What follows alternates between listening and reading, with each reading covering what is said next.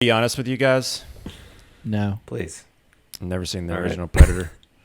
What? What? And the Predators, the one that Al was talking about, Robert Rodriguez producing. That's the only one that I've seen. Sorry. I think it's for sale This on is Black the Friday, same- Brandon. You should buy it. This is the same guy that watched Indiana Jones Crystal Skull and hasn't seen any of the other ones. Yep. Shame him in the comments section.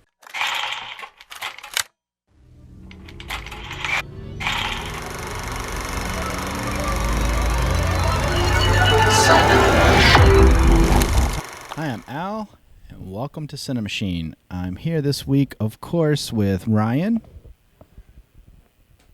Hi. That couldn't have been Hello, more Clarice. delayed. Yeah, right. So, Brandon, how you doing? Hello. Good. How are you? Oh, fantastic. Fantastic. Great. This week, Ryan, I guess both of us are the winners. But if we really think about it, isn't Brandon really the winner? Because he finally Tag got to teamed it. see. Yeah, he finally got to see this movie. So I think we're all winners, you know? Mm. Yeah, and we need to say thank you to Al for the Christmas Yeah. gift. Thanks, Al. Yeah. Oh, yeah. Al bought us the Silence of the Lambs on Criterion. He's trying to poison us with Criterion. I already own a Criterion, okay? Just saying. Oh, Oh, sorry, you Brandon, own just one of say the sorry. yeah, you own one of the older ones, Benjamin Button, right? Yep. Yeah, it's not the same, but they kind of changed up Okay. things. Yeah. It's got a blue case. It's not clear. So It's actually not. It's a it's on digi- like digipack type case.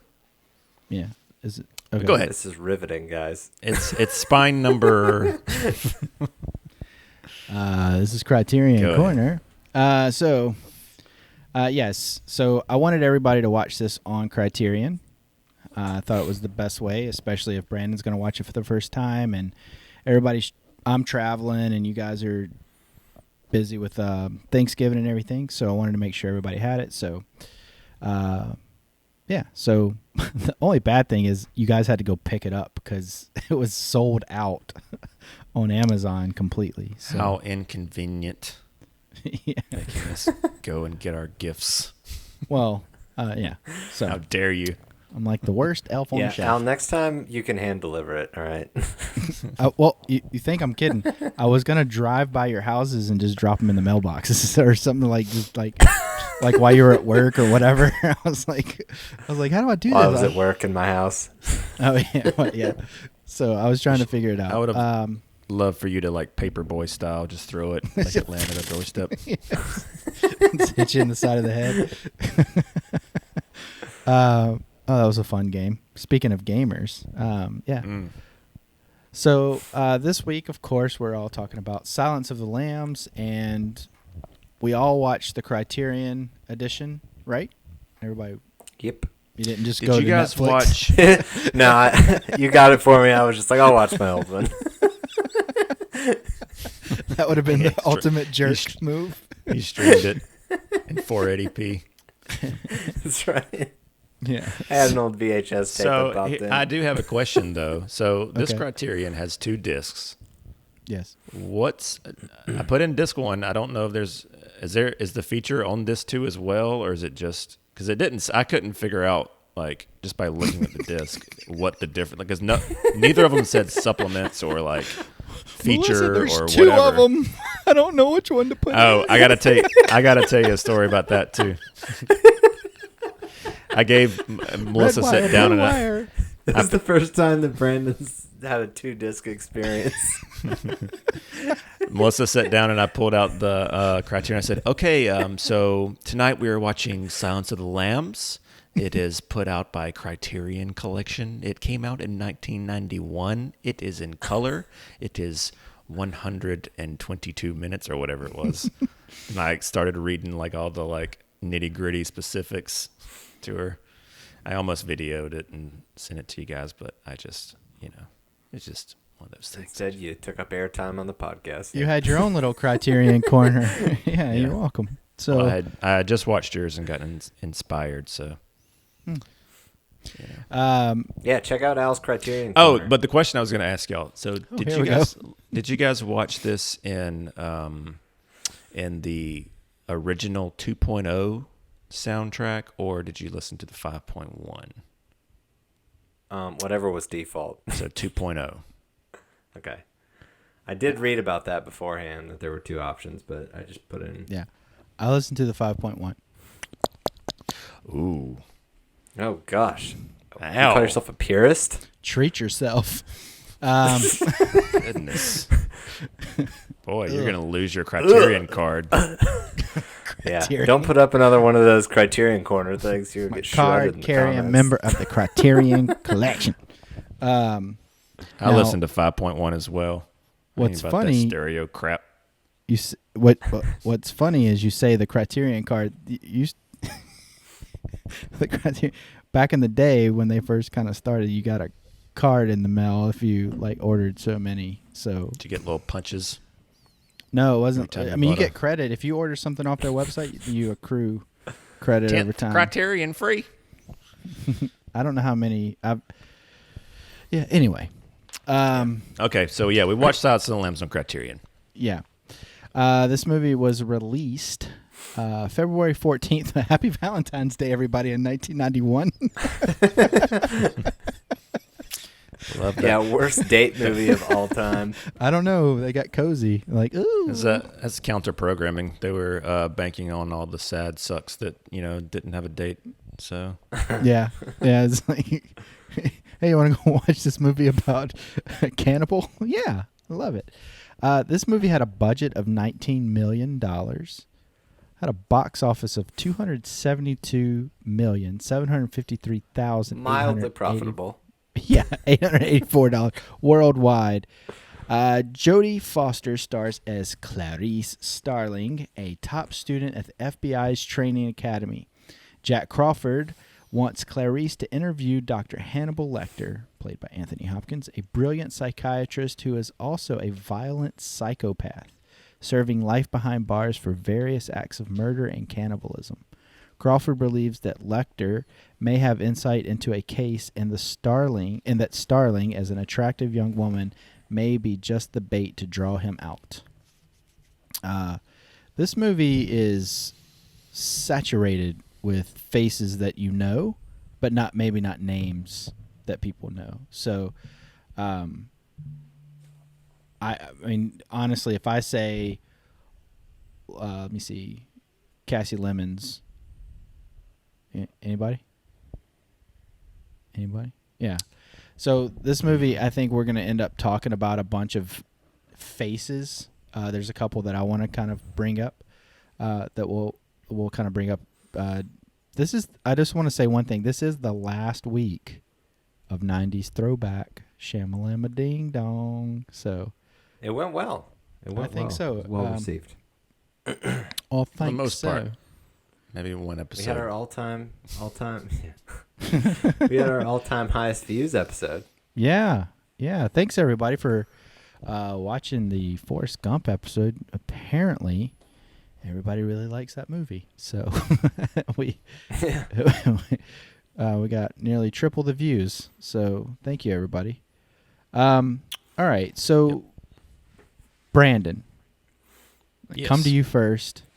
This is your first time seeing Silence of the Lambs. I'm guessing that you've heard the impressions over the years. Hello, Clarice. Some fava beans and a nice Yeah. Chianti. All that. What's funny about that is the "Hello, Clarice" thing is not even in the movie. That's like a Mandela effect type thing. That Yeah. I think it's like probably Jim Carrey doing that. What was it? I don't remember who. What for me at least is my like association with it. But yeah, it's good to see you again. I think it's, I don't know. It might be either Cable Guy or Dumb and Dumber or something. I don't know. Yeah, because I mean, so many people have made a impersonation or aped it for a bit in a movie or something. So anyway, so let's see. You watched this? Did you watch it with Melissa? You said, yeah. So I did. All right. So let's get your first impressions of Silence of the Lambs. Initial impressions overall, I thought it was good. I liked it. I mean, I know that Ryan and I often say this, but watching older movies, I have to watch them in that lens of this is an older movie that other movies that I've seen unknowingly to myself have aped over the years. So a lot of the like twists and turns I called, before they would happen. But just because, and I'm sure that in like the, the shock value of this movie is, for me, I'm a little desensitized at this point because I've seen so much more gruesome stuff throughout my years being on this earth, and not having this as a one that I saw to begin with. It's just, I'm sure it was very shocking when it came out, but at this point it's just not as shocking. But as far as the movie itself, I thought it was paced really well. I mean, it was engaging, it was suspenseful, even though, like I said, I knew kind of some of the beats. Like I knew the Buffalo Bill stuff, I knew the Hannibal stuff. Like I had those things, like just because of being into movies and, casually like catching wind of some of this stuff. I kind of knew how it was going to play out for the most part. Well, I won't say I didn't know how it was going to play out, but I knew that I knew about put the lotion on the skin. I knew about the hole that he had. I knew that he was a like transvestite, and I knew that that she was like interviewing Hannibal to try and use him to be able to try and catch Buffalo Bill. And but yeah, I mean, I thought it was good, well directed. Performances were really good. I think Hopkins is great. I think Jodie Foster is good, but she's just outclassed by Hopkins in this movie. Yeah, I mean, what's the guy that does Buffalo Bill? Can't think of his name. Left it out of the show notes. I did, didn't I? I'll find it. Keep going, Brandon. I'll find it. But his voice is so like, he's got the like creepiest voice. I mean, that's just like his natural voice. But I thought he was great as well. So like just unnerving. A really good performance from him as well. But yeah, I mean, overall, enjoyed it. I could see myself returning to it at some point.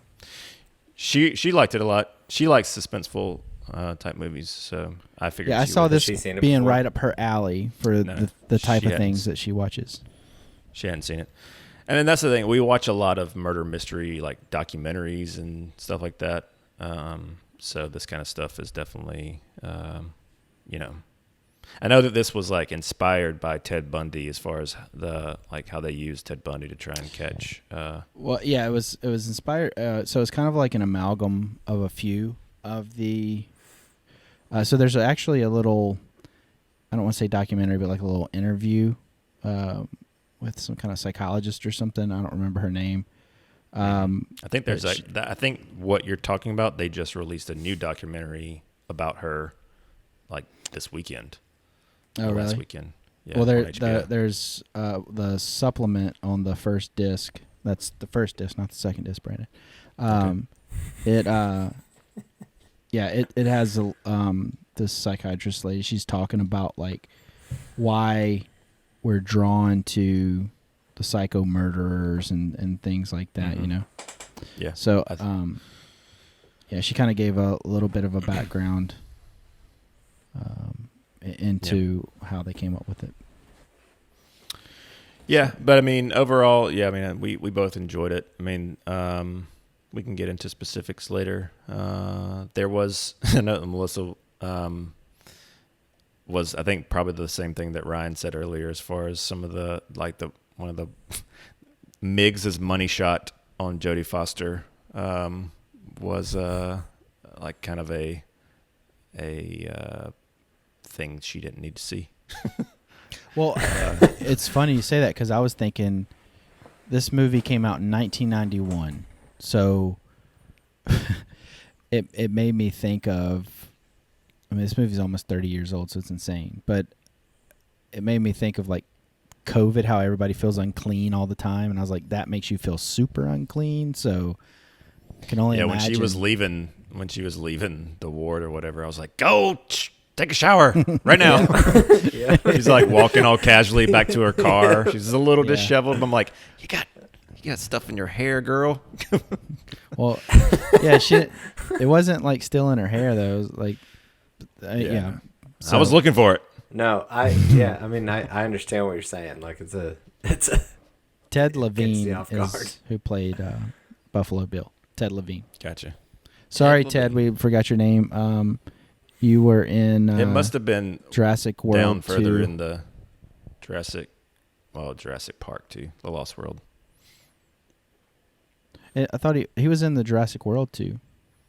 Oh no, you're right. Yeah, it was Jurassic World. I'm thinking of what's his face, the guy that died. That was the bounty hunter guy or whatever. Yeah. Which is basically the same character. So that's why it's easy to get them mixed up. All right, Ryan. So you kind of gave us like a short review of this a couple weeks ago as what you've been watching. So have at it. What'd you think of it? And then I'm going to go into another question for both of you. So I freaking love this movie. There are several scenes in this movie where that are just like etched into my brain, like the shot where he's holding up the business card and like she realizes that he's the guy and he realizes that she realizes that he's the guy, like right. It just like sends like chills down. And I don't know, I saw this movie. I think I watched this movie the first time with my mom when I was in high school or college, maybe. She's kind of like what you were saying, Brandon. She likes a lot of those like serial killer type movies, documentaries. Mm-hmm. And this was just one of those ones that just was seared into my mind as kind of the gold standard. And the only other movie that I feel like gives me similar kind of vibes at times is Seven, which I kind of talked about, I guess 2 or 3 weeks ago now. That was my nomination. Yeah, it was. But yeah, so we can talk about details, but I love this movie. Awesome. Well, all right. So now I want to ask Ryan. You actually have something to compare it to, but I'm going to ask Brandon. Well, first off, Ryan, is this your first Criterion movie to watch? It is. Man. You really wanted me to say that out loud on the podcast, didn't you? No. I'm excited. That's all. I'm not trying to like pull the rug out from underneath you. I'm just messing with you. But you've seen the original Blu-ray, or at least one of the original Blu-rays, because I don't know how many. Probably, I guess, DVD and then Blu-ray. Yeah. Yeah. So, how was your first Criterion experience? Was it any different? The first thing I noticed was it feels a lot more like organic. Like there's a lot more texture to it. Mm-hmm. And for whatever reason, it made things stand out. Like there were certain scenes where, like the scenes where you were kind of like going through his Buffalo Bill's, underground cave, whatever. Oh yeah. And showing like all those costumes and stuff. It just really made a lot of that stuff pop more. Like it didn't feel as flat. Yeah. I can't speak to the sound. I didn't really. I know we talked a little bit about the 2.0 to versus 5.1.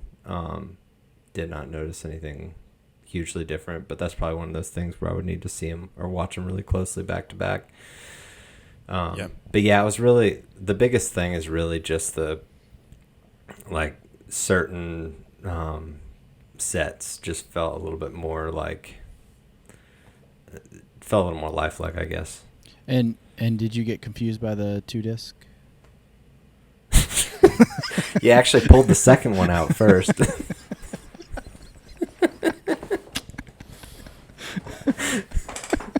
Here's the thing. I know that typically Don't disc one. Don't worry. Ben Affleck's here. He supports you. I know that disc one historically is the feature, but there was no indication. I was like, well, is there a different cut on the other disc that I mean, I don't know. I don't know this movie. Wow. There might be multiple really threw him for a director's loop cuts. on this one. he's all befuddled. So Brandon Make sure I has was watching the right thing. God. Brandon has seen a few, at least a couple. I don't know about a few, but at least a couple Blu-ray Criterion. I'm sorry. With me, he's watched Pan's Labyrinth and Inside Llewyn Davis. I can't remember if we watched anything else, Brandon. Some stupid Jackie Chan thing you made me watch and you fell asleep really quick. Oh yeah, we watched it. Yeah, yeah. Cop Story. Yeah, we did watch that. I've never seen anybody look so bored in my whole life, other than watching Brandon watch that. It was hilarious. Except for yourself, because you fell asleep. I had already Whenever he fell asleep, I turned it off. I saw it like I saw. Oh, thank God. I bought it like I don't know, a week or two before, and I had kept telling Brandon like it's awesome, the stunts are great, it's fantastic. And I just kept going on and on. Were He's they like, branded? he kept going, cool, all right, Yeah. go, all right. So then I get over there, and we're going through our whole routine of like, what are we gonna watch? I don't know. What do you want to watch? I don't know. So, 3 hours later, and I'm like, all right, let's just watch this. And I can see. Brand's like, all right. Well, first off, it's it's got subtitles first and foremost. Now you can turn on. Yeah, exactly. I ain't doing no foreign. But the stunts are amazing. So I'm thinking, all right, Brandon likes action movies. The stunts are gonna save Likes this. Batman stunts. Yeah. It's gonna save it. He's gonna be able to see through this, like I mean, Jackie Chan's like hanging onto the side of a bus with an umbrella and stuff like that. Like really, no wires, no nothing. And I'm thinking, I'm kind of looking out of my peripheral, like, is he liking it? And I just see like the most stoic. Like he is not liking it. So I'm like, yeah, but so I'm trying to talk him up, and then I'm in my comfort zone at that point. I'm like, I'm loving it. So I'm like, not even worried about him. So then, yeah, I cruise off because, hey, it's comfortable in there. And I don't know. It's like by the time we watched that, it was like midnight. So Brandon, it's really your fault for making it comfortable. I guess. If you think about it. Yeah. Yeah, Hannibal Lecter making that comfortable down there. Speaking of Hannibal. So, Criterion. Anyway, You asked Criterion. Ryan a question. You said you're going to ask me a question. Is it the same question? yeah, did Time for me to talk. Did you? How did you feel about the Criterion collection? About the version? Oh, well, I that mean, you saw? well, here's the thing. I mean, I know I was familiar with Criterion before you, Al. Okay, so I know what it is. I owned one before this. It's not a real one. And I've watched other ones before this. But the thing is about this movie, I don't have anything to compare it to. So I hadn't seen it prior to seeing it on Criterion. But, I mean, the transfer was really good. But, again, I don't know what to compare it to. I don't know how it looked on DVD or any other Blu-ray release. But, yeah, it's good. Good. Yeah. So I mean, obviously, it retains a lot of the film grain. That, you know, there are a few shots that are better than other. Like most of the movie is really solid. Looks like it would have been shot, you know, in the last 10 years or so. But there are some, and it's probably just maybe some of the maybe the footage just isn't in good shape. But there's some pops and a little bit of fuzziness. Maybe it wasn't in focus or something when it was. There were some little. I don't know what the terminology for it is, but occasionally, like for certain scene or for certain shots, there would be little, not discolorations, but almost like dust on the lens, looking something like for the whole shot, and then it would be gone in the next shot. Yeah. See, I don't know about y'all, but I like stuff like that. It makes me feel like I'm in the theater watching old film movies. So I'm not. It didn't like hinder my experience. I'm just saying like that was right. something I No, noticed. no, no. Yeah. I just personally, I like imperfections. Anyway, Brandon, please proceed. No, I mean that's basically it. I mean, I thought it was. I mean, as far as I could tell, it seemed like it was pretty true to source material, and I mean, I know I've kind of looked into basically like you sent me some videos on their process on cleaning up, movies and the attention to detail they have, which is cool. So it was good. So Good little Blu-ray there you gave us, Al. Thank you. Oh yeah, yeah. You're welcome. So I like this movie a lot as well, Ryan, and it's one of those movies that you can pull off the shelf, and Now we can. you can pull it off the shelf multiple times, and I still feel tense watching this movie. I'm not saying that the foreshadowing's not there, Brandon. I'm saying that I still feel gross when I'm in Buffalo Bill's house and things like that. It's funny you should say that because when I got into bed last night, Katie was like, "What'd you do to your thumb?" And I had like picked the cuticle on my thumb while I was watching the movie. Yeah. I was watching this movie and I was getting ready to travel for Thanksgiving. I'm down in Alabama, as you can tell. It's not the khaki wall behind me. Oh, it looks just like Alabama. Yeah, so this is what Alabama looks like, people. So I was like, oh, I gotta watch Silence of the Lambs. I almost forgot, and I needed to go to bed so bad so I could get up and travel. But I was like, I was just like so like in the movie. And usually when I'm watching a movie at home by myself, I'm usually like trying to, like, I'm paying attention to the movie, but I get text messages coming in and stuff like that, and I'll answer them and things. I didn't touch the phone. This is not one where you ask yourself or you check the time or you you put it in and the thing ends. Like you're dialed in the whole time. You can't look away from it. But it's also not a movie you're upset that it's over, because it's such a psychological exercise for me anyway. And it's not because like Brandon's right. You can tell some of it's coming around the corner and things of that nature. However, I would just like to say that I'm not like holding that against it. I don't think so. See that stuff. Again, it's probably just because I've seen other movies like the switching, like the body switch thing that he does. Like I saw that. I knew that was going on. Yeah. And then like them going to the wrong house, and her being at the actual Buffalo Bill's house. Sure. Like I knew that was the case. Yeah. Just because, people have aped that. I'm sure. I'm not. Maybe this was the origination of that type of thing. Maybe it wasn't, but it feels like for whatever reason the whole knocking on the other door, like ringing the doorbell, and it just kind of felt that sleight of hand. It feels like that's a Hitchcock thing, but I can't remember what movie, and I can't remember if I'm right. But either way, it was well done. This movie was so well done that it swept the big categories at the Oscars. Another Oscar game, Ryan. Get ready. Yeah.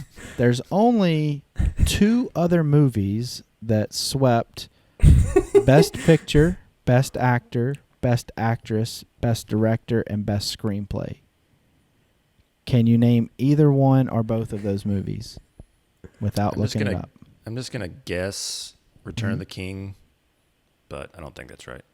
It's a good guess, but that is not correct. I know that they won like 12 Oscars, so that was... I have no idea. All right. One is It Happened One Night, and Great the other film. is when the other is One Flew Over the Cuckoo's Nest, which is a fantastic movie. Have either of you seen that? Nope. Nope. That's a Jack Nicholson movie. That ain't no hipster movie, yo. Yeah, it is. No. It's one of those it's One Flew Over the Cuckoo's Nest falls into that Clockwork Orange, That's true. I would agree. People just like to say that it's one of their favorite movies. It's like a Well, it's fantastic. it's like what's the kid on The Office? I'm a big fan of cinema. My favorite movies are Citizen Kane and Boondock Saints or whatever. Yeah. No, I grew up on I'm not saying it's bad. I'm just saying it's One Flew Over the Cuckoo's Nest. My dad liked it a lot. Don't they- So watch that with him. Don't they have a series out about the nurse now? Wretched or something. Is that about her? Yeah. Because it looked like a horror show or something. Because she was I don't really want to give it away, but I highly suggest everybody see One Flew Over the Cuckoo's Nest. It's a bucket list movie. So this Silence of the Lambs won Best Actor, Anthony Hopkins, Jodie Foster, Best Actress, no matter what Brandon says. I thought she was good. I just No, we got it. I think you she said the pales in man is better comparison than the to- woman. We got it. We got it. Well, in this case, it's true. Okay.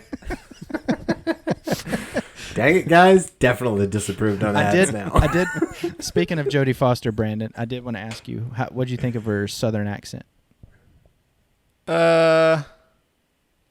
It's fine, I guess. I mean, I thought it was much better than most that we hear. She was convincing. She wasn't trying to be like. it felt like I told Melissa. West Virginia thing. I told Melissa she was doing a really good Reba McEntire impression. Yeah.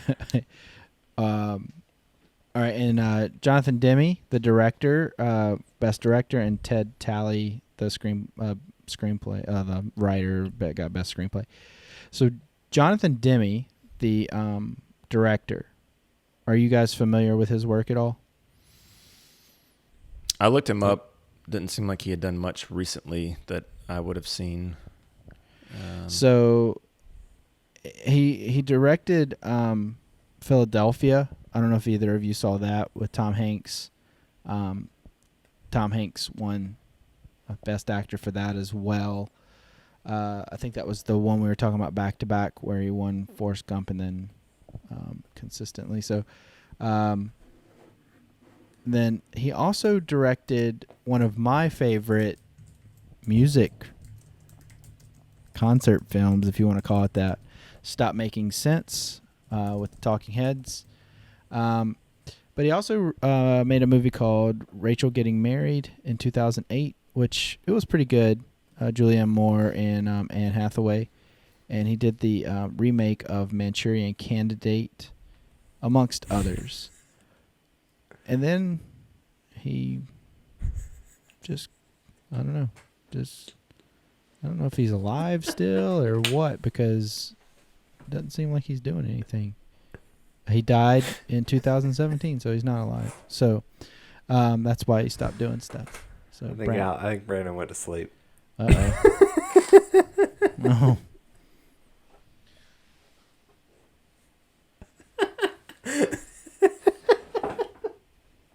Sorry. It's all right. So, What I miss? trying to enlighten people with information. Okay. A man died while you were asleep, Brandon. A man died.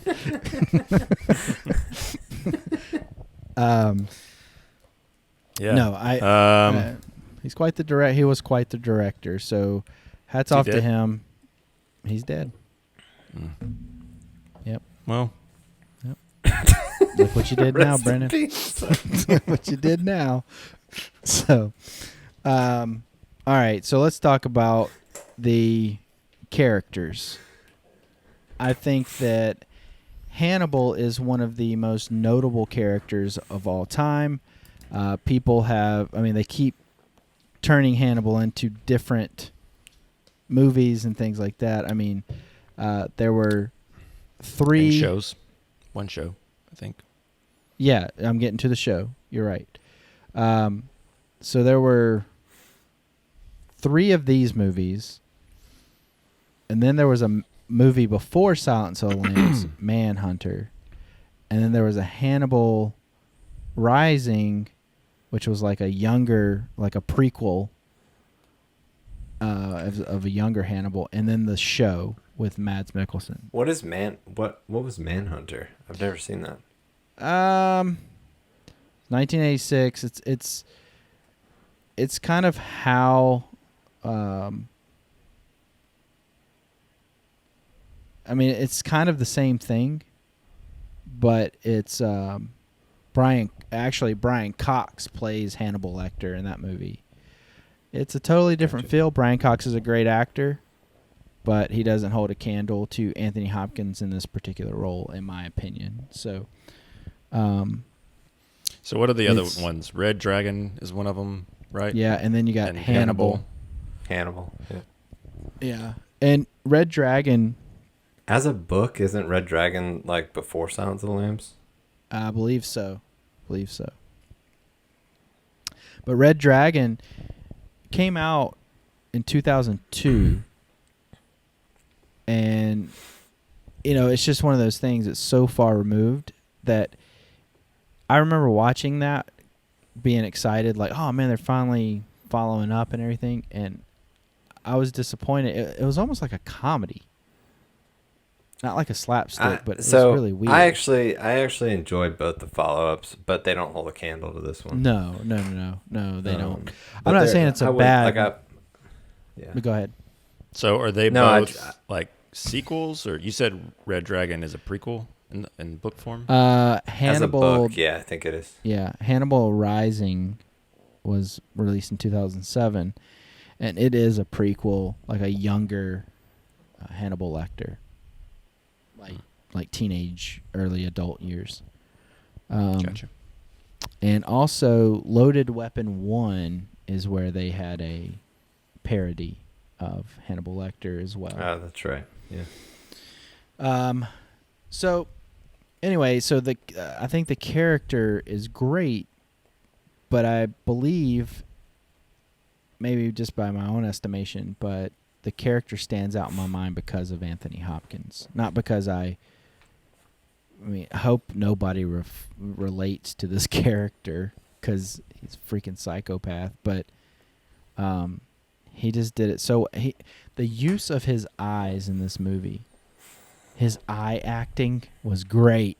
Yeah. He pulled you in. And you know what? I've seen this movie probably, I don't know, anywhere from 5 to 10 times. I can't remember how many times, but I've seen it quite a bit with friends, people that hadn't seen it before, things of that nature.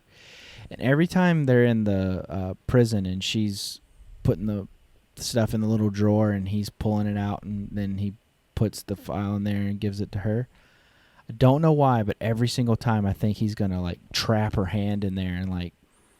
Yep. Yeah. I thought they were going to do that as well.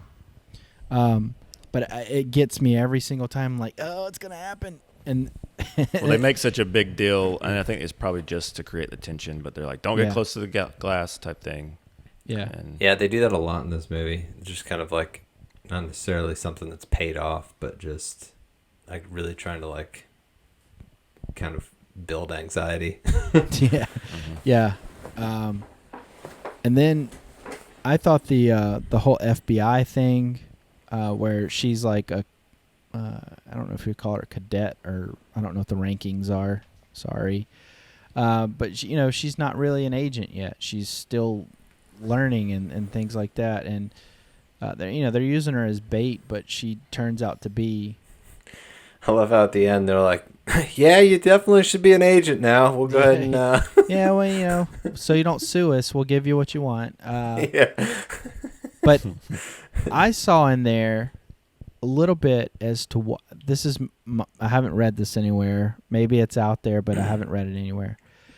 But my assertion is that maybe she's such a good agent, and maybe she's able to figure all this stuff out because she has that bloodlust not the cannibalism part, but she has a bloodlust like Hannibal Lecter, because she talked about she found it thrilling and things of that nature when she was looking at the body and things like that. And maybe that's just, maybe it's like one of those things where you have a similar mindset, but it's what you do with that mindset. And he went the evil route and she went the good route. See, the way I look at that is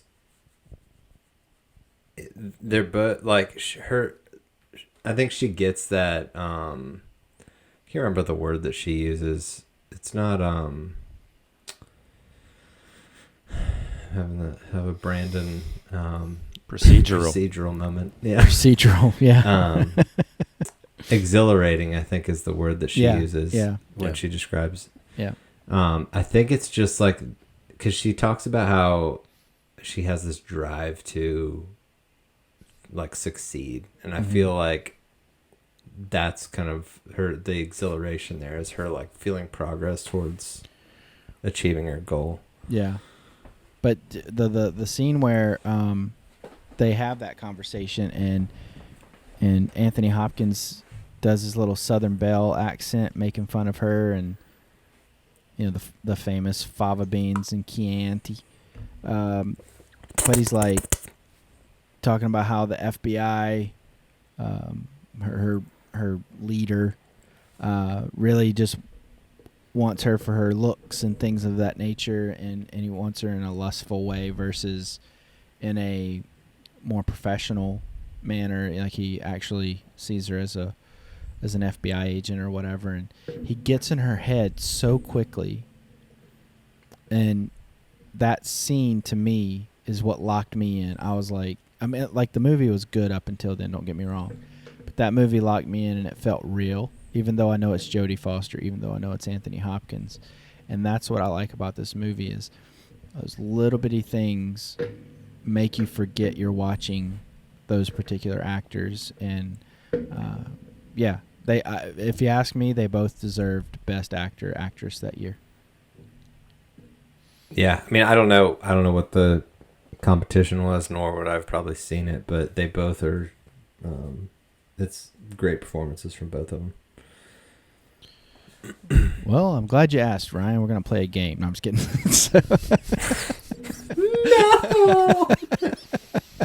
No.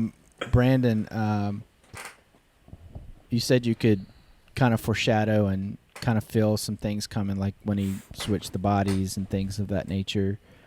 Yeah. Did it take you out of the movie at any point, or no? You were able to stay in? Yeah, I mean, like I said, I think it's one of those things where even if you know the path, the journey is still exciting and interesting to watch. Like, as long as there's tension and good performances. I mean, that's why repeat viewings. I mean, you guys have already seen this movie, and you still Ryan's pulling his nails out of his hand while he's watching. I mean, he knows what's going to happen. Yeah, I mean,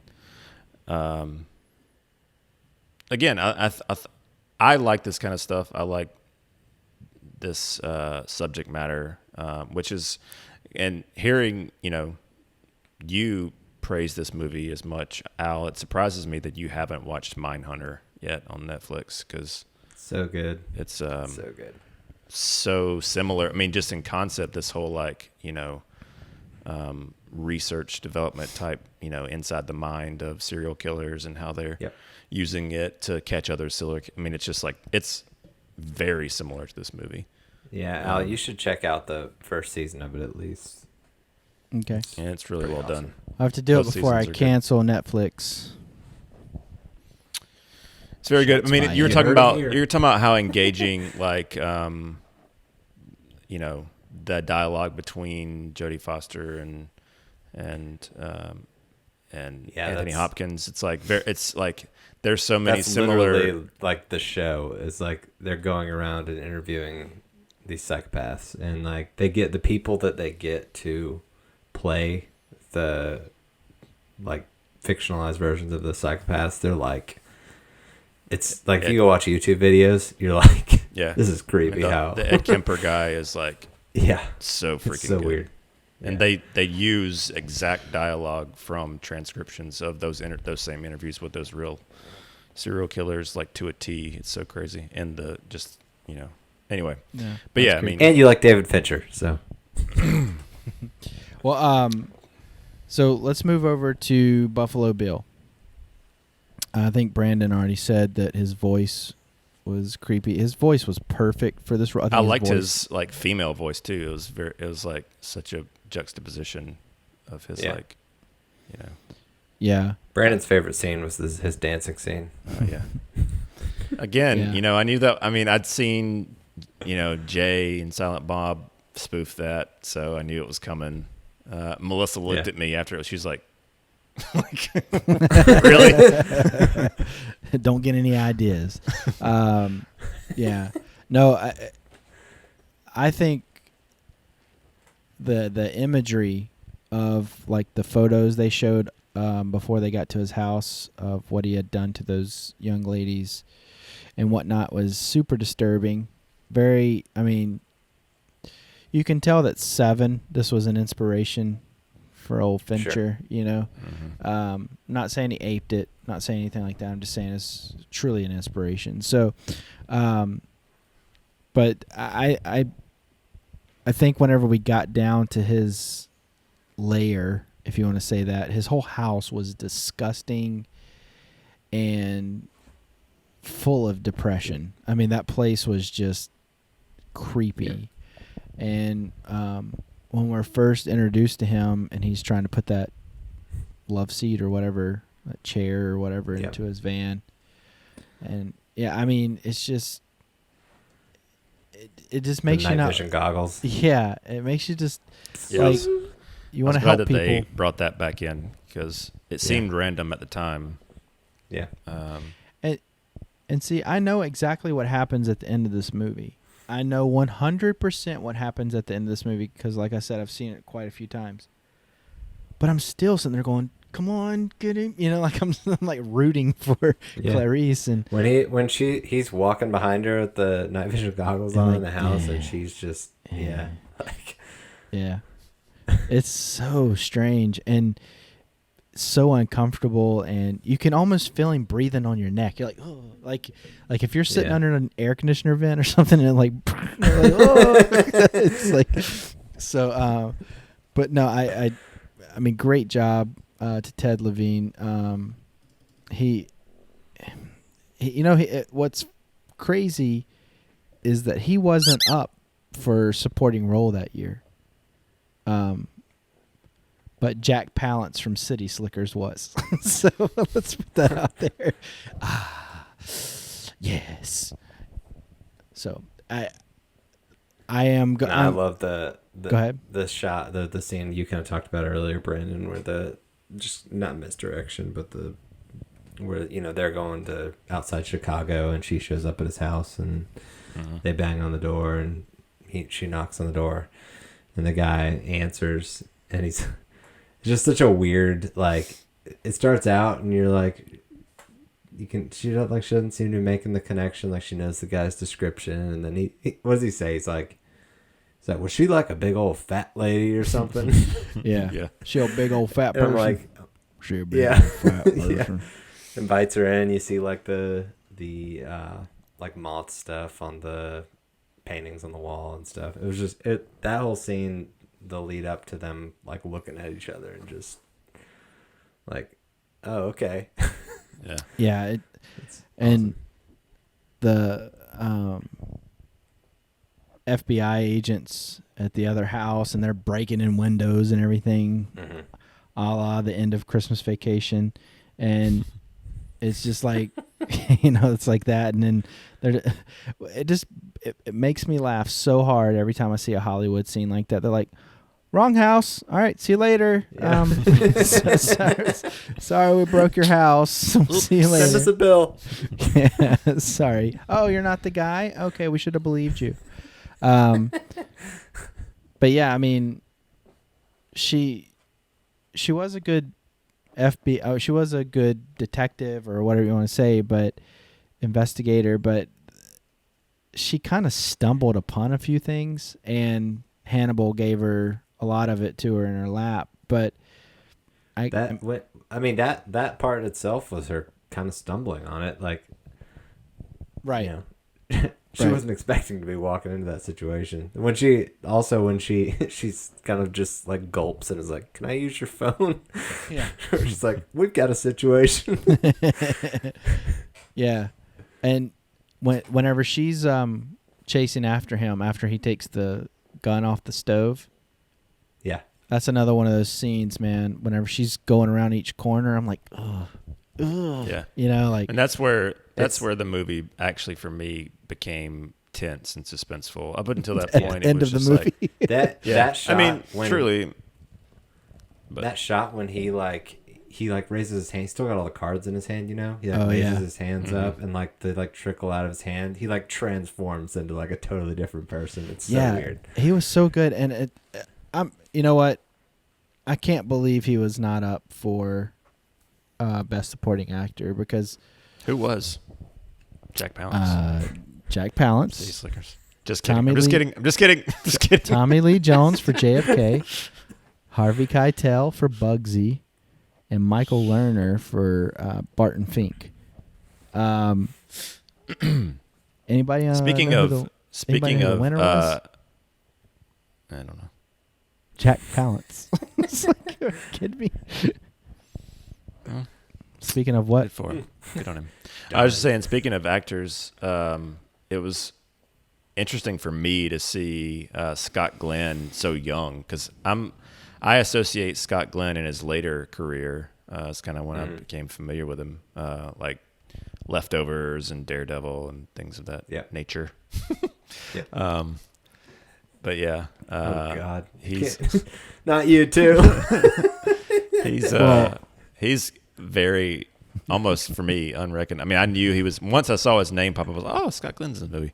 But yeah, he's a lot younger than I had seen him in anything or remember seeing him in anything.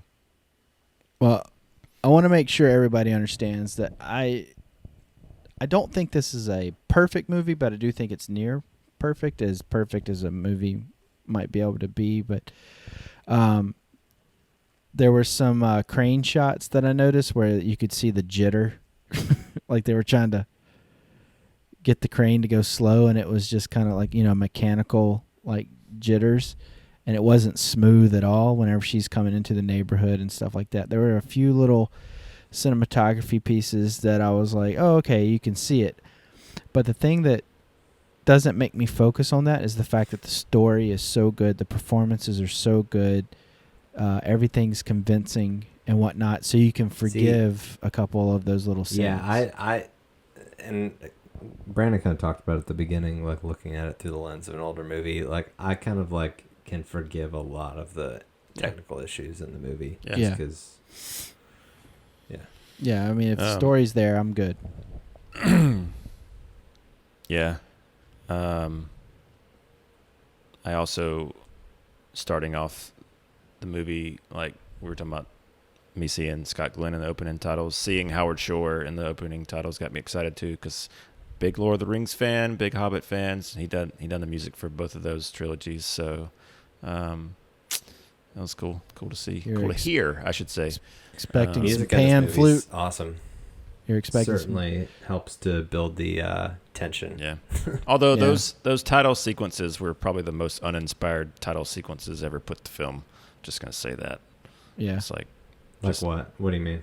Just some random like sans serif font, like with, you know, a stroke around it. So you're talking about like the typography. Yeah. Gotcha. Okay. Yeah. Well, guys, you got anything else that you want? Oh, there were some other people in this movie that I was going to talk about at the beginning. Ryan, I know you're a Seinfeld fan, so you had Mr. Kruger in there as one of the SWAT team guys. Yeah. You had Chris Isaac. He was Kruger. You couldn't smooth a silk sheet if you had a hot date with a babe. I've lost my train of thought. Yeah, yeah. It's one of those. It's one of those good characteristics. But anyway, do you guys have anything else you want to say about Silence of the Lambs before we move So on to the in the wrap-up? sequels, does the I guess the warden or whoever he is, I guess that at the At the end, the guy walking away. yeah, do they follow up on that in the sequels? You know, I haven't seen those in so long. I haven't either. I don't want to say that. I don't think so, but I don't want to say that for sure. I feel like it's just kind of assumed that he. That, Yeah, just kind of an open-ended thing. Yeah, I can't remember. He does. There are some similar. He has some similar relationships, like old patients and stuff that he, kind of addresses in the other movies that are, kind of interesting. That if you haven't seen, if obviously you haven't seen them, but you should check them out. Yeah, no, especially if you I'm guys like actually that type I of am movie. interested in seeing them. My They do some- brother-in-law they- Zach, shout out Zach. He said this is probably What up, Zach? Uh, he said this is one of his favorite trilogies. So Yeah. Should get him the Criterion. They for do. Christmas. They do a good job of the other movies, if I recall correctly, do a good job of creating kind of like the cases, like Buffalo Bill-ish type cases. Yeah. The creativity's there for that. Yeah, it's good. And Edward Norton's in Yeah. Red Dragon. So, and there's a scene where they eat a brain that is Oh my god. quite entertaining. That's- So That is. Yeah. it's it's comedy. It's Ray Liotta, I think, is the one they eat his brain, right? Yeah. Comedy's a stretch for me, but But I'm saying for this type of movie, even dark it's- comedy's a stretch yeah. for me. Anyway, so I tell you what, let's go ahead and get on to the buy it, kill it, flush it, use it, whatever we want to say. So, Bop it, twist it. Ryan, what would you do? Well, I have 2 copies of it now, Okay, so I would say buy it. multiple times over. Okay, all right. And Brandon, yeah, I mean I would say buy it. Or like join a podcast with Al and have him buy it for you on Criterion. Brandon's like, wait 29 years. Whatever's easier. Whatever's easier. Yeah. Brandon's like, wait 29 years and let somebody buy you the ultimate edition of it. So, and So the I just- Criterion only came out 2 years ago. Something that you guys probably already knew, but I just looked up because I was curious as to who directed the sequels. So it's like Ridley Scott did Hannibal, which perks my interest. And then Brett Ratner did Red Dragon. That does not. Oh, That does not. that's why that's why it's trying to be comedy. I mean, Brett Ratner, go away. Yeah. I just need to. I would be interesting to follow up on the podcast about. I need to go back and watch those movies. Like I just don't have a good recollection of like how quality they were, but I have like certain scenes in my mind that stick out. Like one of them is the brain scene that you're talking about. I can guarantee one thing about the sequels: there will not be a Criterion edition of any of them. So So You probably heard it gonna here be good, first. Brandon. We should watch them. this movie's special. Is Well, the Rotten Tomatoes score 30 or below? Because those are the ones that we gravitate towards. Yeah. He's not wrong. Well, usually, I'll say I would buy it, and I would buy it for friends and give it out for Christmas. So go out and buy the Criterion edition and give it out as So gifts we're this year. friends.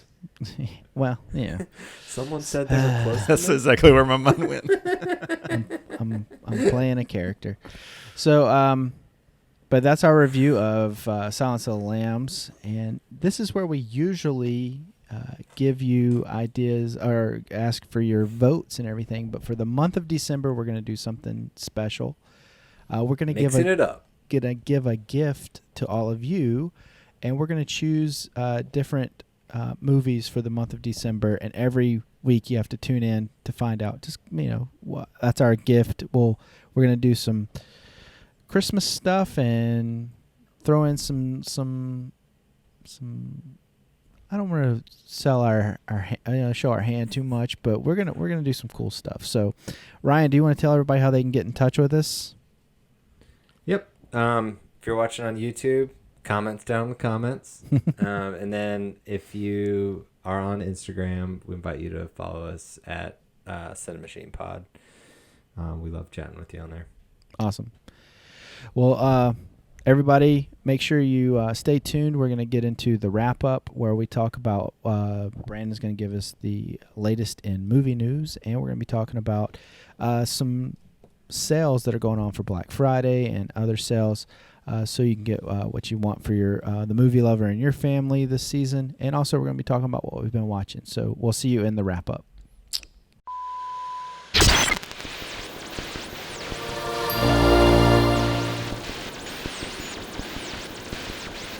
All right, everybody, welcome to the wrap-up.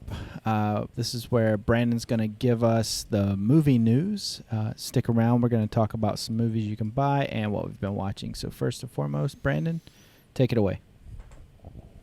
So we don't have a lot on the doc this week, but a few things I wanted to hit on is, I guess one of the bigger things to hit last week was that Wonder Woman 84. We talked about this, actually, that there were rumors that WB was trying to decide if they were going to put it out or delay it again, and they decided that they are going to do a day-and-date theatrical and HBO Max U.S. release at least. Thank you.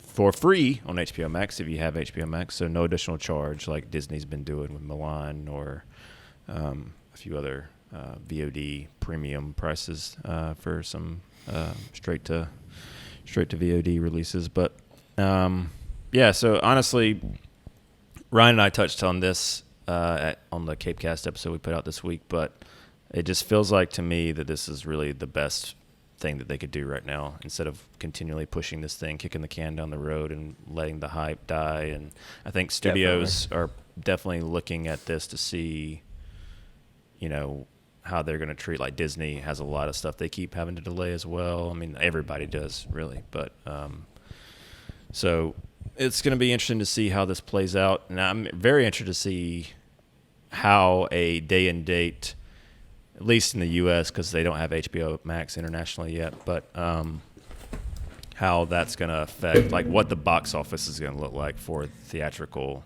release. I did see somewhere that I believe it was they're going to do, it's only going to be on VOD or HBO Max for 30 days. Yeah. Ain't nobody going to the theater to see that movie. Ryan's going. Probably.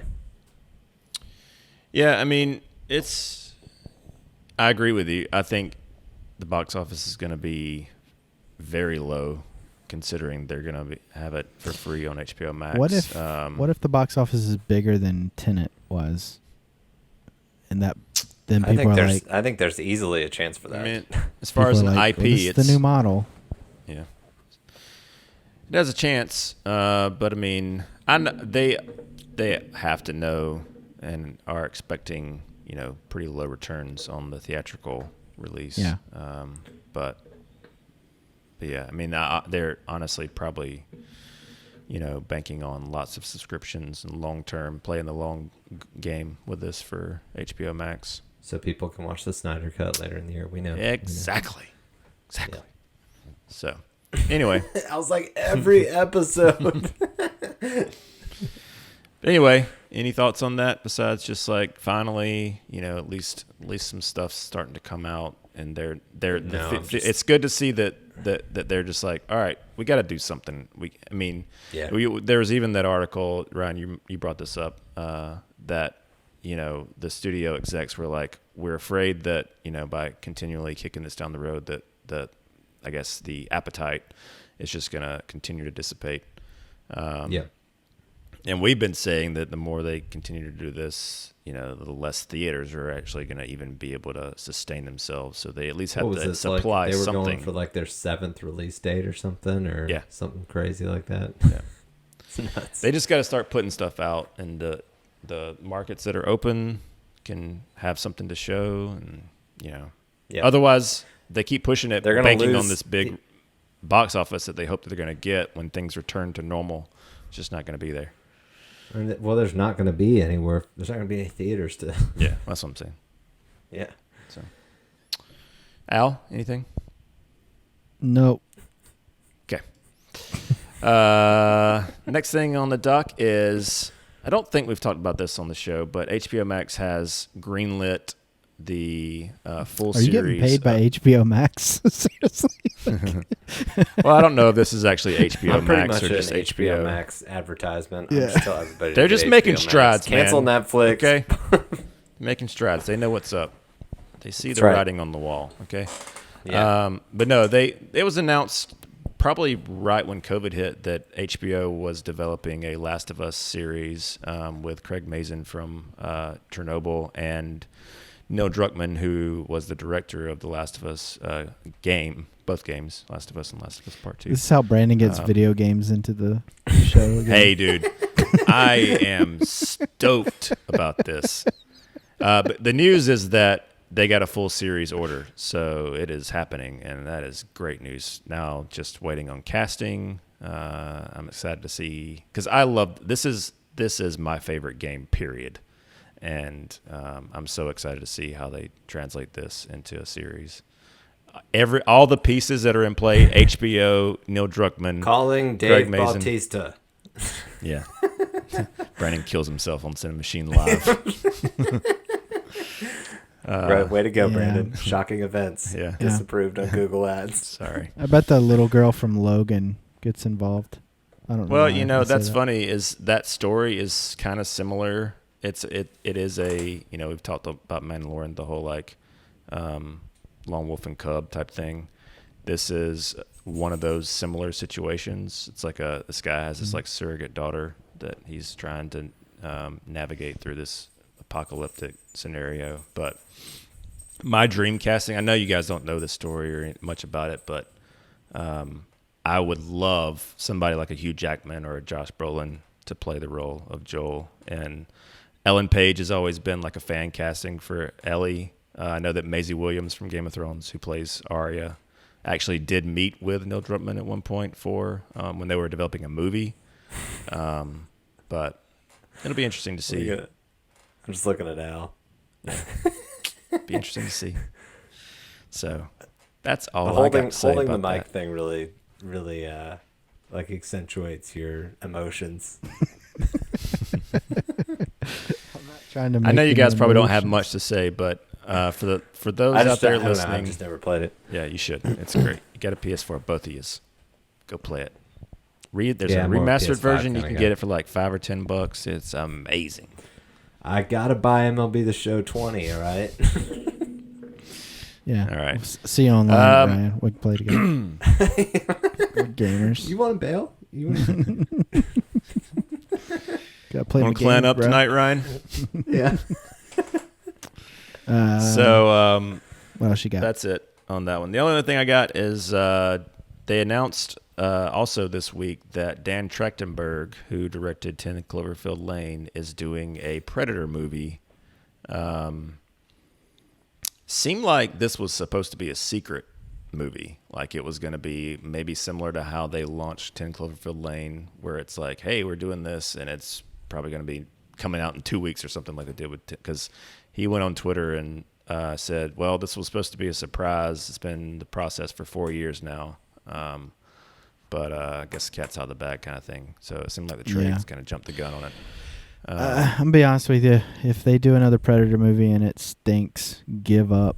Please just give up. I'm already at the point where just this needs to go on ice. I mean, the original like was Terminator. good. The original was good, but it's not. I mean, the original is not like a Terminator 2 or anything. It's a good campy Schwarzenegger movie. And then you got Danny Oh Glover. no, the first one, the original's great. Yeah. It's good, but it doesn't. I watched it last year again, and I can't say that it holds up. I mean, I still like to watch it. Don't get me wrong, but it doesn't hold up tremendously. Wasn't Jean-Claude Van Damme the original Predator? Yeah. Like, he was supposed. recast him. He was in It the. looks just like him. Yeah, but it's actually the same guy that played Harry from Harry and the Hendersons. Really, Gotcha. really tall guy. And his wife Well- was on a show called 227. Did either of y'all see the Shane Black one that came out? Was it last year or the year before? I tried to stomach it and I couldn't get through much of it. It just Watched it. Gotcha. for That was one that was like, oh man, that's pretty promising. Shane Black directing, writing. You've Yeah. got Jacob Tremblay in it, and what's the Punisher guy's name? This is one of those. It's one of those franchises where like, it's just supposed to be fun, but the brand is so crazy now that like people like want more out of a Predator movie, but it's not supposed to be more than just like a goofy like alien movie. It's supposed to be campy and So there's just not any way to like really win with new movies. yeah, I think they're taking it way too serious, kind of what Ryan's saying. I agree. So I'll give it a shot when it comes out, but Well, I did don't either have- of you guys see 10 Cloverfield Lane? Yes. Mm. Yes. see it, I right? liked it. I haven't seen any of the Cloverfield. I liked 10 movies. Cloverfield Lane until they insisted they put sci-fi at the very end of it. Like it was a totally different movie. I mean, I agree with you. But outside of that, I mean, that's only like the last 5 minutes of the movie. I don't but feel like that was a director decision. I feel like that No. was a, hey, we need JJ money. decision. Yeah. Yeah. Like let's tie it to the Cloverfield. Yeah, I agree. Well, franchise. just based on what he did with that film itself, and I think he's done some TV stuff since then. I can't remember. I'll have to look it up. But anyway, that's the part that interests me, that he's taking on this franchise, and it seemed like, he could have a fresh take for it. Hasn't do something didn't Robert Rodriguez direct one of these and Fincher So direct? that's another one of those Mandela type things. He produced that movie. He didn't direct it. Okay. Um, So, I mean, yeah, but Fincher did one of them, right? Or he did Alien. Fincher did Alien 3. Yeah. So, I don't know. I mean, I'm wondering, kind of to Ryan's point, I'm wondering if the studio's too involved in this at this point. So I'll be interested to see what they come up with. And the only way to really win with it is just to do something different. completely So- do something different. Dan Trachtenberg did some Boys episodes. That's what I was thinking of. Gotcha. And Black Mirror and other things. But yeah. I just think it's promising. I mean, but we all know how this goes. It could just be more crap. But Be a big something stinker. to talk about. Can I be honest with you guys? No. Please. I've never seen the All right. original Predator. What? What? And the Predators, the one that I was talking about, Robert Rodriguez producing. That's the only one that I've seen. Sorry. I think it's for sale This on is Black the Friday, same- Brandon. You should buy it. This is the same guy that watched Indiana Jones Crystal Skull and hasn't seen any of the other ones. Yep. Shame him in the comments section. Seriously. Feel free to. man. Oh my gosh. Yeah. Ugh. Brandon, we got it. That's our next mission. We're just going to start nominating Indiana Jones movies when we start voting again. Okay. Oh, All right, give me an end of the excuse. year. It's not like I don't Yeah. want to watch them. It's just a matter of I know. The I know. right It's not. time. I'm not. So don't shame Brandon. I'm just kidding around. But no, shame me. Please do it. I deserve my life's too good. I need shame. Well, Brandon, is that all you Anyway. got for the news? That's all. Awesome. All right, so there's a lot of sales coming up and whatnot. So I thought we could all kind of just throw one or two things out there that because we pay attention to Blu-ray.com quite a bit, as we spoke about. It's the gospel. We've spoken about it quite a bit in the last couple weeks, and we thought, maybe being that we keep an eye on it, we could be somebody's radar for something. So we don't have to go into it in great detail. But Ryan, do you have anything that you want to put out there for folks that they want to go get their hands on during all these good sales? Yeah, I mean, so I'll just give some kind of general recommendations, I guess. there's a lot right now. There's a lot of comic book, Marvel, DC movies out on 4K for cheap. But one thing you'll also find is if you're you can get some really good deals on box sets. Like I know they've got the Dark Knight trilogy on Blu-ray for $12. They've got the Harry Potter 8-film collection for, I want to say it's like $40. Are you talking about the regular Blu-ray or the 4K? Blu-ray. Yeah, it's 40. Yeah. And then what I will say too is a lot of this stuff, if you are a movie collector, kind of try and check it daily going through this weekend, because they change stuff every day multiple times. Yeah, this Black Friday is very odd. Pops up. So, yeah. But yeah, this time of year, I try to, on the off chance that anybody is a DC animated films fan, there's a lot of heavy sales on the DC films for the year, so it's the time to kind of grab what you didn't get throughout the year as well. And they'll go as low as like $6 per movie. So yeah. So that's what I got. Awesome. Brandon? Well, I haven't bought a ton just yet. I'll recommend some things that I saw, but I managed to pick up HBO's Watchmen series for $10, which I thought was a steal. It's a great series. Also, yeah, if you haven't seen it, check that one out. It's a good show. And I have HBO, so I mean I have access to it, but I just wanted it physically. Same thing for it. We get it. Stop paying him HBO Max. Seriously. I also got I had 2 seasons left to complete the Game of Thrones Blu-ray collection that I have. So I picked up season 7 for $10, and then I think one of isn't the complete series on sale too? Yeah, all of Game of Thrones, the regular collection is like $116, and then that like big box set, like the more like fancy version, is $154. Yeah, $154. What else? Oh, I got Terminator Dark Fate. I like Terminator, so completing that collection. Terminator Dark Fate to me is probably the 3rd best Terminator movie. That's your Birds of Prey purchase of the year?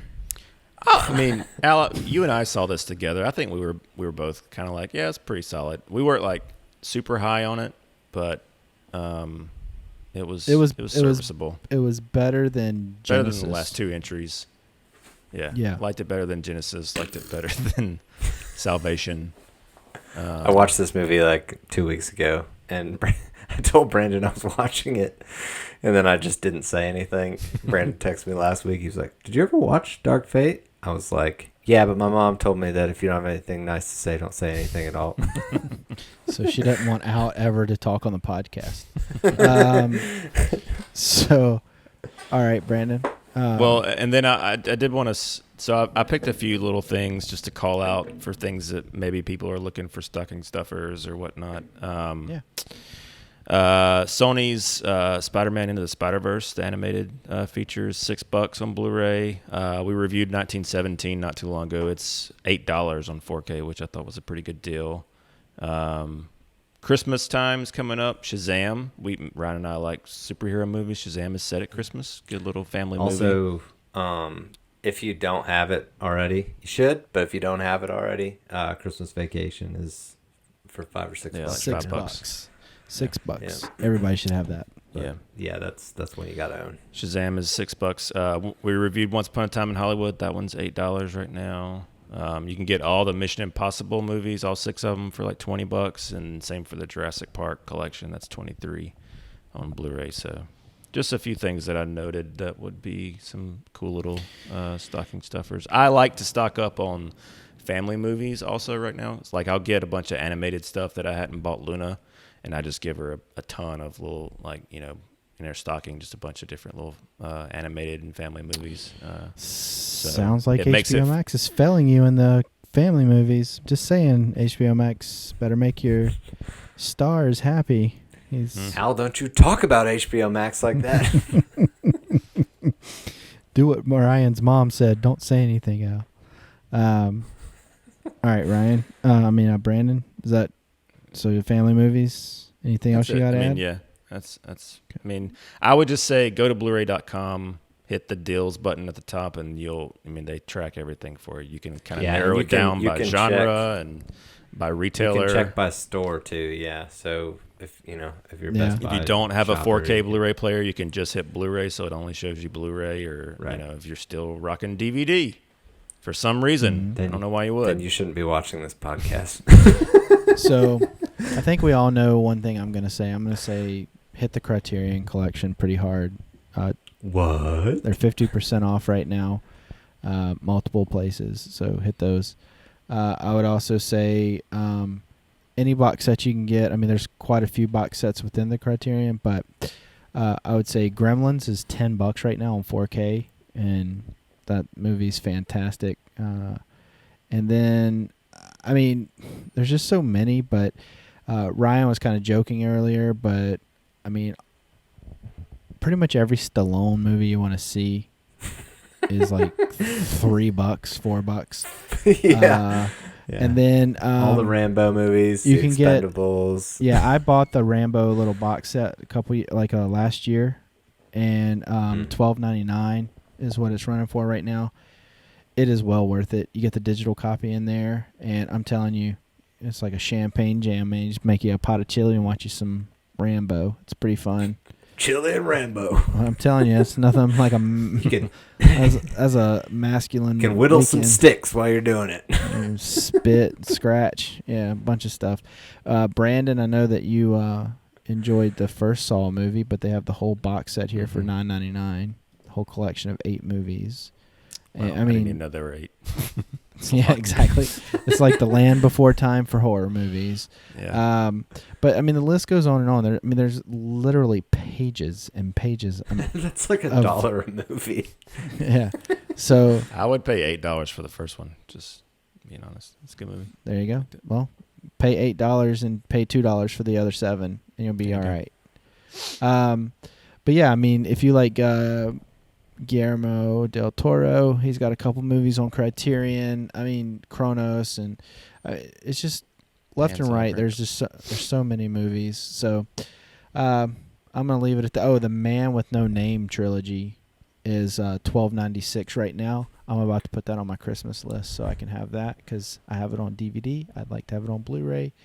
And if you don't know what the Man with No Name is, it's old spaghetti westerns with Eastwood. So anyway, I'm going to leave it at that, and we will get into what we've been watching. So we'll go with Brandon first. What have you been watching?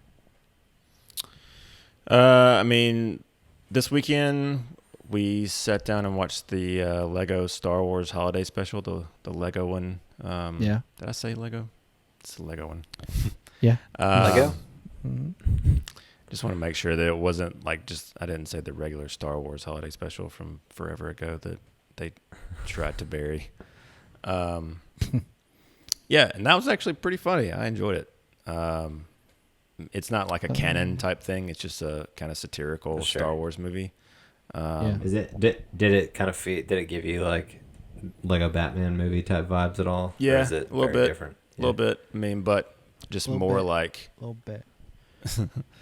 I mean, it's a very self-aware Star Wars movie, and it's a time travel Star Wars movie. So Rey's like jumping back and forth in all the different like Star Wars eras, doing different things.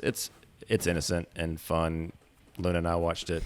It's like 40 minutes long, but yeah, it's on Disney Plus. So I would recommend I'll probably watch that with my nephews and my niece this weekend. So Yeah. pretty excited. I enjoyed it. It was pretty funny.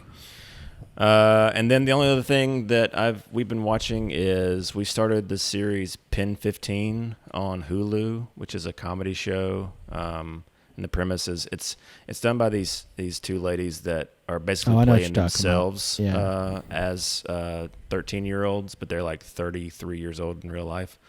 And so they're like kind of it's like a deep dive into like the middle school, like 2000 era.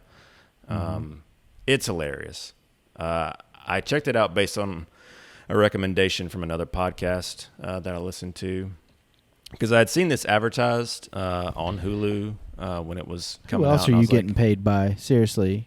Podcast, HBO Max. I didn't drop their name, did I? Y'all go check out podcasts. It's great. How dare you? But no, it's hilarious. Both Melissa and I are relating to it in very different ways, but it's it's funny because I like that 2000 era was for me when I was in middle school, and so it was or coming out of middle school. But yeah, it's a great show. There's some very if you grew up in the era, there's so many like things that'll be like, oh, I forgot about that. Like there was a Limp Bizkit reference. I thought about you, Ryan. Yeah, I was gonna say that I'm interested in checking that show out. Yeah. I was probably too old. That's on Hulu. I'm 76. It's pretty good. I would recommend it. That's all I got. Awesome. Ryan, what you been watching? I have two I'll talk about. I finished up the Riddick movies. So I was really just watching the last one, the more recent one. Yeah. And these are by no means like good, like classically done, well executed films. They're just like goofy action movies. Very Vin Diesel movies, but this last one is pretty fun. It's a lot closer to Pitch Black than the second one. They kind of second one bombed, and they kind of like reversed course a little bit and went back to more of the feel of the first one. But if you like just dorky action movies, Vin Diesel, it's worth checking out. And then the other one I kind of talked about earlier was Dark Fate, Terminator Dark Fate. I was going to talk about it last week, but I had forgotten that I watched it. That's how good it is. It's good. Intentionally or not. Yeah, so I did not like this movie at all. I maybe Salvation was worse for me. That's how bad it was for me. He's saying something.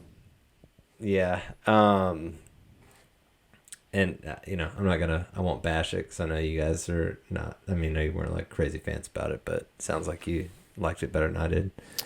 I liked the fact that the Asian guy, I don't remember the model number or whatever he was, but the way he would turn into the black. The Terminator. Gotcha. He was He Hispanic. would turn into the black metal, and then he would. Yeah. So, anyway, I liked that part of it. All right, Al, what'd you watch this week? Move along. I must have missed something. This is why we get disapproved for Google Ads. I watched. I've talked about it a little bit here and there. You know, we're doing the Mando. You guys are allowing me to come on Cape Cast talk about Mando, and keep talking about how it reminds me of Gremlins, and it's getting close to Christmas time, so I watched Gremlins, and I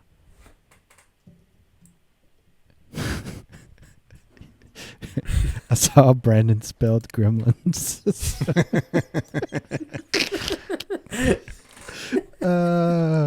So anyway, I watched Gremlins. That's how we say it in Ralston. Grim. I have to, because I'm making notes because I got to do the graphics for later, and I always forget your recommendations. So I text, what was Al's recommendation? Yeah, he always texts me. He says, what did Al recommend again? What weird thing that I don't want to talk about?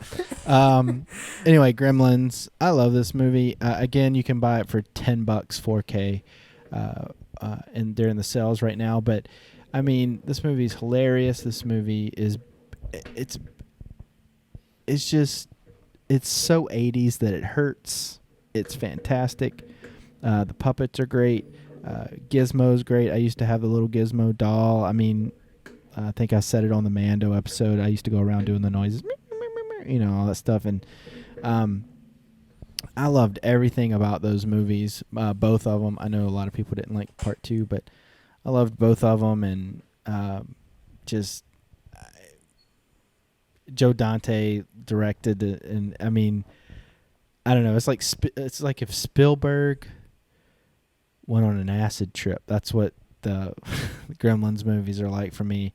And I go back and rewatch these things, and I'm like, how did we watch that as kids and it was okay, So Gremlins was one of the movies that caused the PG-13 rating and rated R and stuff like that, like the ratings to where they are now. Indiana Jones and Gremlins and other movies helped that move along. So, but it's a really good movie.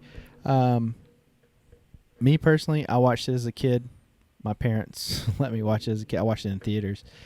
There's some scary parts in there, but I think it's okay for everybody to watch personally. But I'm sure a lot of people won't want their kids watching it because there's a scene where they put a gremlin in a blender and a gremlin in a microwave, and it's all sorts of crazy stuff. But I don't know. Those movies are fun for me and funny. So I say watch both of them back to back, and that's what I did. So I'm just kind of pulling those together. And is it Gremlins 1 and Gremlins 2? Yes. Okay. There's. And how many discs are there in those? Yeah, right. Don't. So it's actually Gremlins. I think it's like 2 times is 4 discs, and I think it's like the Bad Batch or something like that. The New Batch. That's what it's called. Gremlins 2, the New Batch. BATCH. Anyway, that's what I've been watching this week. And remember, next week we're going to bring you all a gift. We've got a little trick up our sleeve, so we're going to watch something, and it's something you're not going to want to miss out on. So make sure you tune in next week. But in the meantime, feel free to discuss. Tell us what you picked up on all the sales and everything. Tell us if you have suggestions of what we should pick up during the sales. So, Ryan, do you want to tell them how they can get in touch with us? Yep. If you're watching on YouTube, you can comment in the comments. And if you are on Instagram, you can hit us up on at Cinemachine Pod. Awesome. Well, guys, we really do thank you for tuning in. And we can't tell you how much we were just kind of humbled by the fact that so many people watch Forrest Gump. We pray that this one right here gets even higher. So please help us out. Share this with your friends and subscribe, all the stuff that Ryan said.